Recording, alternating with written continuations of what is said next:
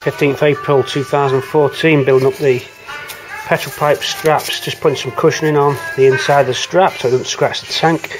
Double-sided tape on there now for the strap insulators, and we'll be cutting some strips for the top of the tank so when it goes up into the floor pan there, the boot floor, there's no metal to metal contact. This should pad it well. So double-sided tape now for that, and we're going to offer up that fuel tank. Let's get it on. It's all powder coated, galvanised and powder coated. We're rocking there, looking nice. Fuel tank ready to go. I'm just finishing off me, hold on. Just finishing off the last of the headlights. You saw on earlier videos the conversion. This is one that's been all done, all but the front glass. So that's the eBay replacement lights made by Auto Pal. But I want the halogen dome, as you know. That's going to get smashed out soon. And then we're going to tape it up and crack it out, and then it'll get the donor dome glass. So here's our donor glass. That's got a perfect halogen logo on it. Now this is of the more glued on type than the other videos. You watch some videos of me slicing the edge and then tin opening it. Well, some models you get are really firmly glued on, and you've got to be mega careful. You can easily break this and you're back to square one with nothing. That halogen logo there, they're rare when you get a good one, but it's a glued type. Like this is a glued type. Some have a gasket, this is glued. You've got to be careful. I'm using the crocodile sander here, and I'm thinning out the edge of the bowl. Then with a blade, once it's thin enough, you can start to slice around the edge of the bowl. I've also sliced the outer ring edge as well, so I'm slowly cutting my way around. Reason being is, you try and pry that out with a screwdriver and it'll just crack straight away. You've lost, it's game over, you've lost everything. So this is what we're trying to do. We're trying to recover this glass without any damage. So I'm keeping on going, slowly tin opening my way around. And then once that backing bowl's away, I can then get exposure to the remainder of the glued ring. A little bit of heat or a blade between it, very carefully we'll break that away and get to the glass that we want. So just a tip for you, if you're doing it like I did it and converting new headlights to the bowls to give that original finish, and you've got donor units that are glued, tin open them around the edge. Be really careful, don't try and prise it off the glue, you'll just crack it.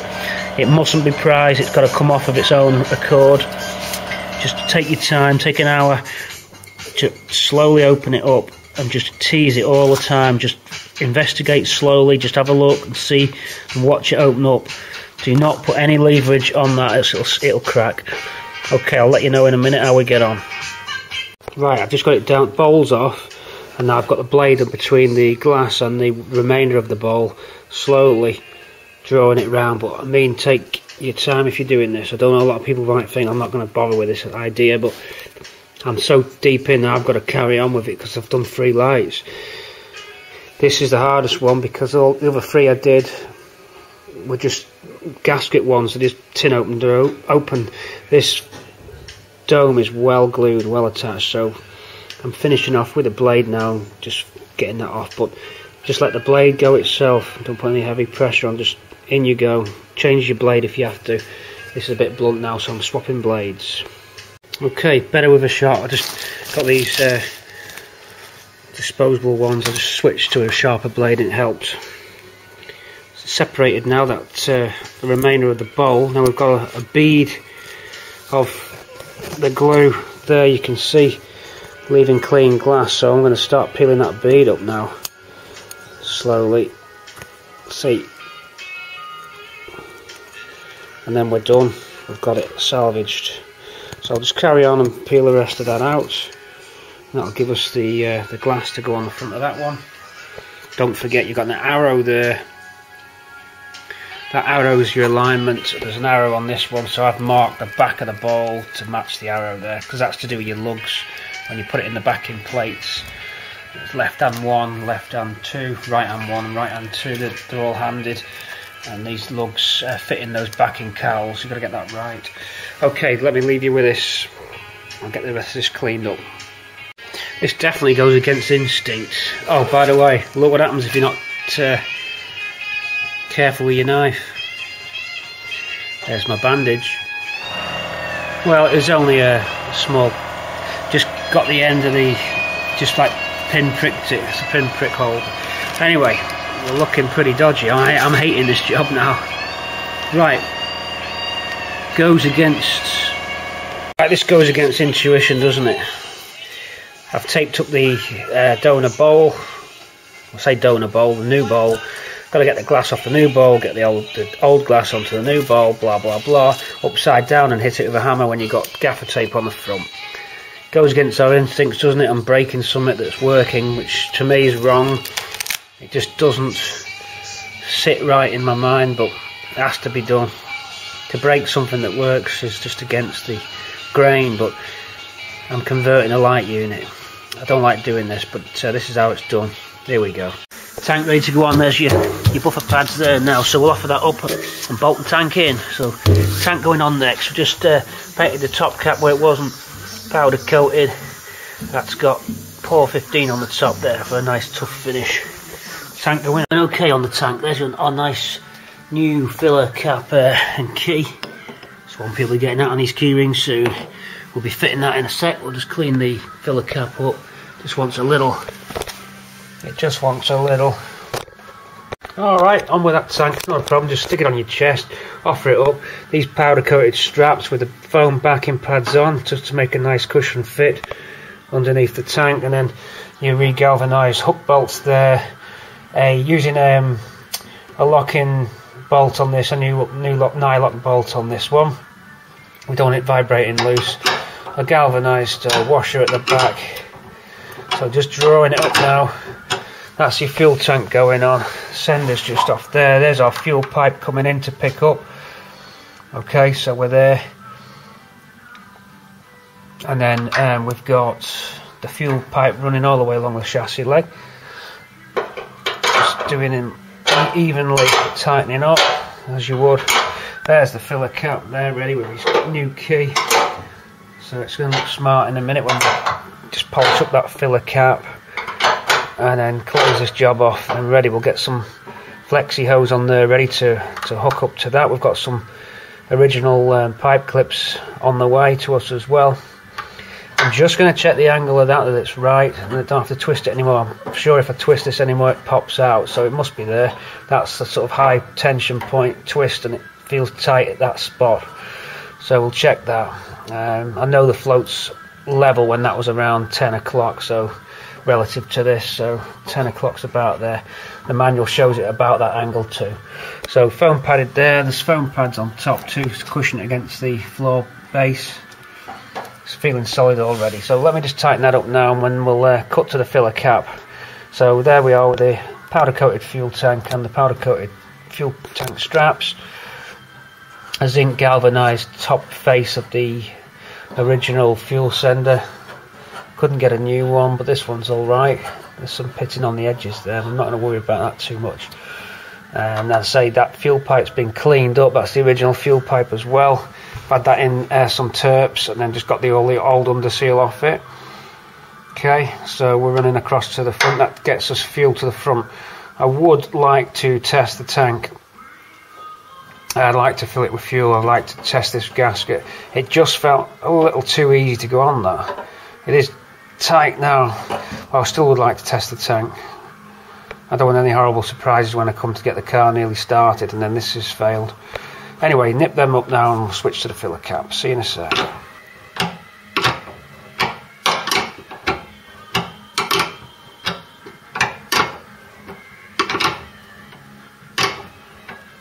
One for you, Kenny. Yeah, concentric circles is what we have. I just made sure that that sat exactly in the middle of the filler cap. Done, tank in. We're nicely OCD'd up with our centralised and nicely chromed cap. Swampy's got his own filler cap key now. So in we go. So that's that done. Close up, take you underneath to show you. Torqued up on them bolts there now. Yes, everything in place. I'll put an extra packing piece. You might want to do this if you're putting a new tank in. Just look at this point between the wheel well and the tank. there's a potential friction point there. I noticed when I was giving it some movement as much as hard as I could, trying to simulate a full tank, it did move against this, and you got a creaking sound. So we've used some of this foam back stuff courtesy of Mad Mike, and we've just made a backing pad similar to the packing strap pad I've got on here, so that just gives it, there's nothing, I'm moving that now, and that's solid. We're in. So okay, tank done and off the list. Let's get on to something else. Let's go and see what we can do now. Let's keep going. Alright, last of the light units to build. I didn't finish the final dip and high beam unit because I didn't have the glass, so as you saw in that clip there, we've been doing the glass. That's built up. I've just got some tape home to keep the halogen logo safe while I'm moving them around on the floor. I'm on this cardboard actually, but you know, just to scratch them. So there's the setup for the final unit, and there's its cap that I've made to adapt it. Side light wires there coming out on some heat shrink, then going to the heat proof braiding, protect it from any heat from the lamp. I built this multi-plug up here, and that does the bulb, as you know, the conversion. So that's all ready to go back together. That can clip onto that. Just solder on the side light bulb now and feed it into the mount of the bowl. Soldering iron's just coming on now, and we can put that on there. That fits flush down underneath the cowlings. It clears, and this cap slots on the back, and that's the end of that unit.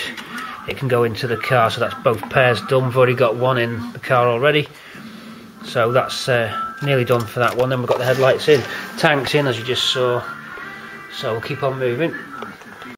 18th of April 2014, some sunshine for us today, and a wiring harness to install. So we've got the wiring harness off the rig, and we're starting to route it through into the bay, following through all the routes, working out just how to do the bad boy. Through we go, get some silicone grease on the end of there now and pop them into the bulkhead. We're routing through along those channels. Dashboards, of course, I've separated the loom off now, so we'll get this fuse box off. We've disconnected here. Everything's in that we need. We can be looking at getting the dash in as well. Everything's done behind on the bulkhead. So just route those cables through now. Not much to watch on that, so I'll cut back when we're through and we've found the right routing points. I think I roughly know where it goes. So yeah, engine bay wiring harness on for today. Let's get some power to the car.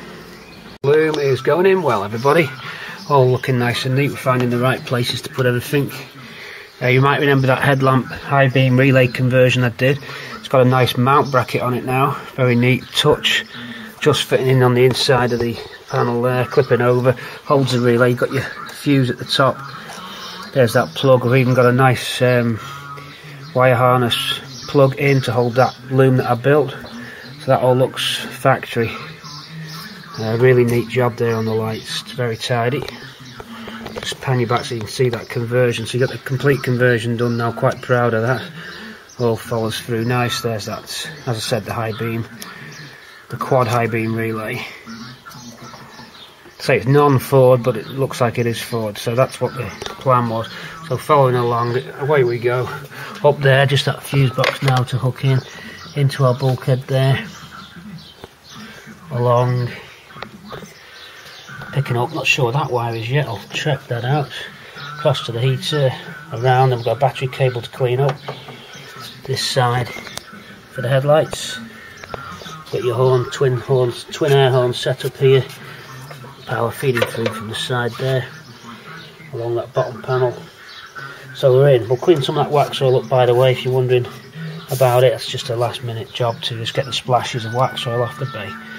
Okay, so loom going in very well. A quick pan round in the bay. And there we go.